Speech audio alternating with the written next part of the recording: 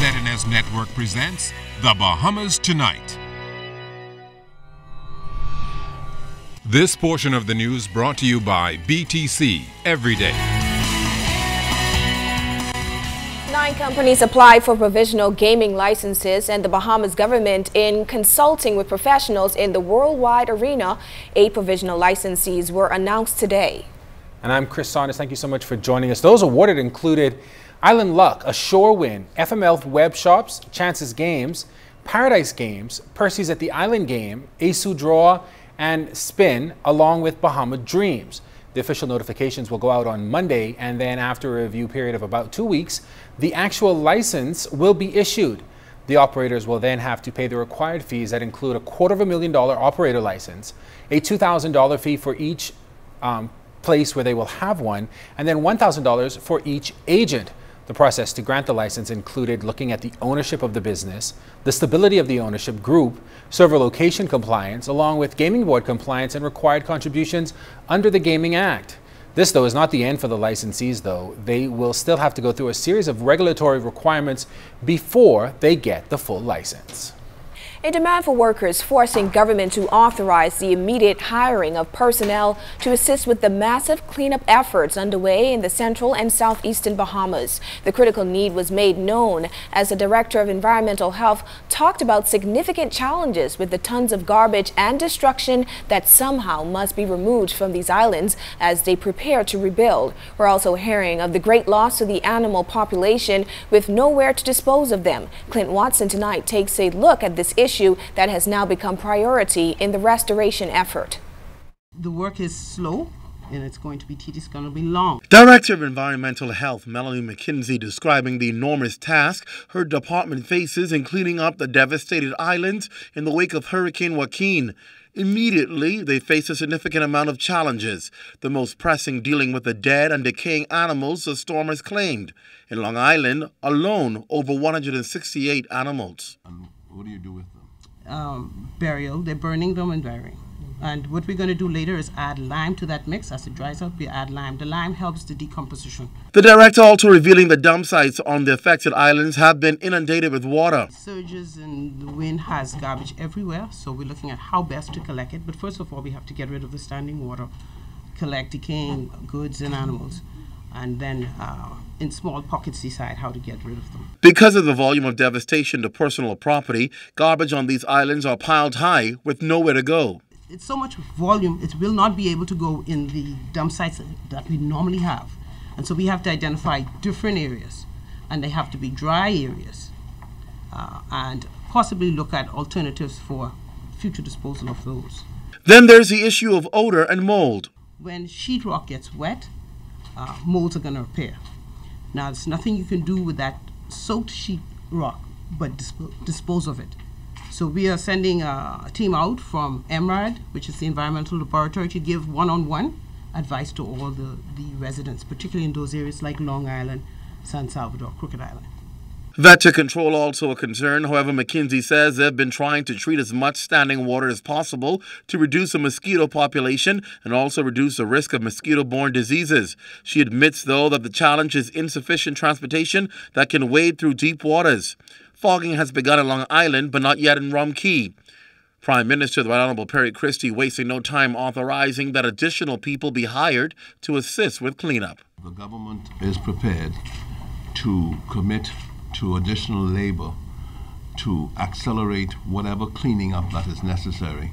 The minister responsible for local government brought that to our attention yesterday, and I indicated to her, as the Minister of Finance, our preparedness to finance the cleaning up immediately, and so that there ought to be no undue delay in committing yourself to that project. And secondly, we don't have to have it for a prolonged period if we add numbers to assist you in cleaning up. And so moving forward, it is a question of urgency for us because it has health implications. Clint Watson, ZNS Network News. All right, Clint, thanks a lot. Prime Minister Perry Christie says he does not expect the cost to underwrite the rebuilding process in the wake of the storm to impact the implementation of national health insurance come January 2016. However, he revealed that there is, in his words, quote, an ensuing debate that could amount to a confusing debate when it comes to NHI. Between the government, the Medical Association of the Bahamas, and the insurance industry.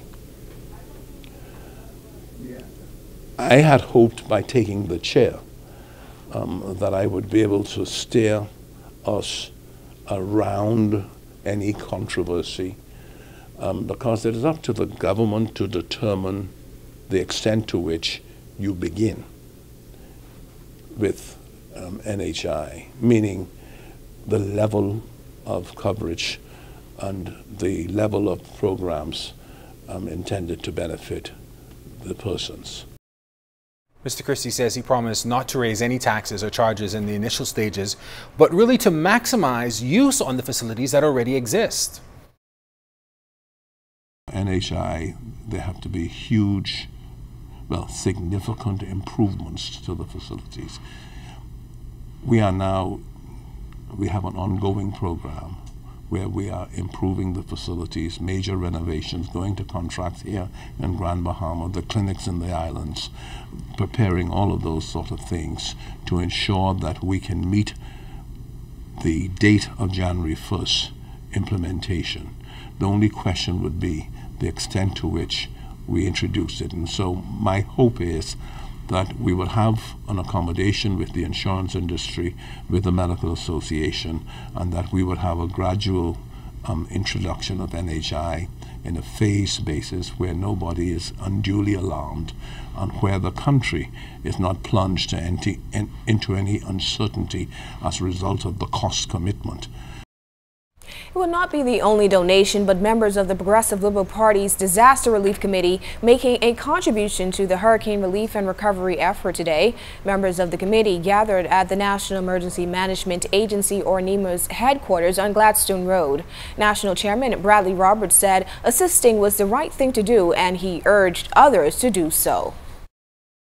In the spirit of charity, goodwill, and in tribute to that courageous and indomitable spirit that defines the Bahamian people, I present the National Emergency Management Agency with a check in the amount of $50,000 to assist with the ongoing relief efforts. Additionally, I take this opportunity to thank those who have actively participated in this impressive national relief effort and make another clarion call, an appeal to those who have not yet joined this movement of love and sharing to please become a part of this national relief and rebuilding effort. Director Stephen Russell said the funds received will go a long way. The challenge ahead is great, but like I said, we have came through over and repeatedly in the aftermath of disasters.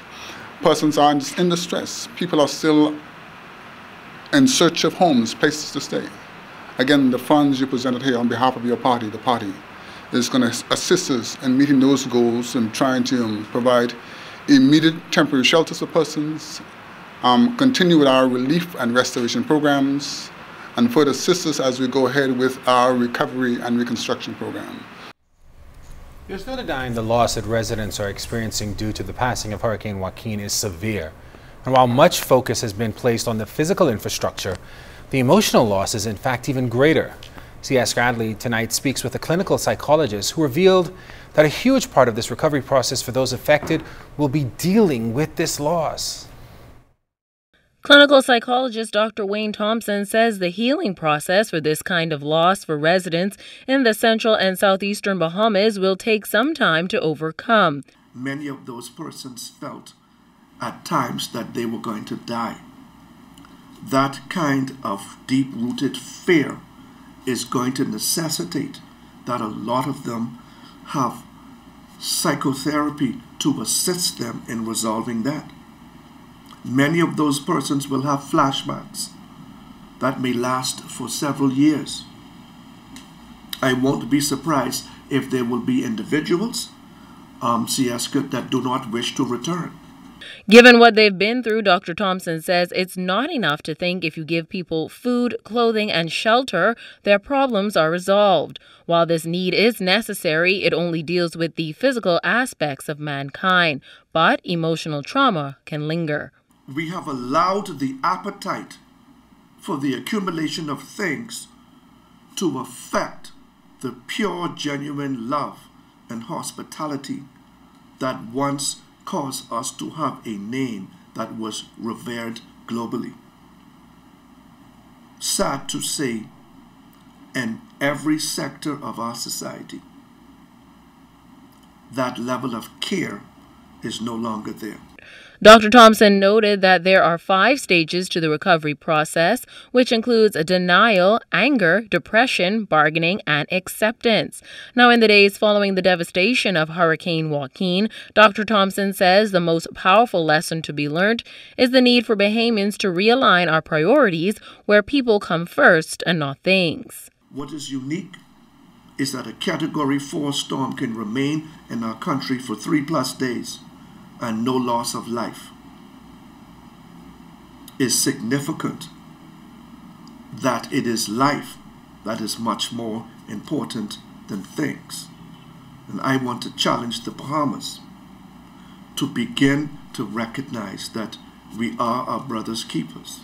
As residents come to grips with this severe loss, Dr. Thompson encourages them not to run away from the strong emotions, but to understand, accept, and deal with the situation as it plays a crucial role in their recovery process in the days, weeks, months, and years ahead. C.S. Scatterly, ZNS Network News.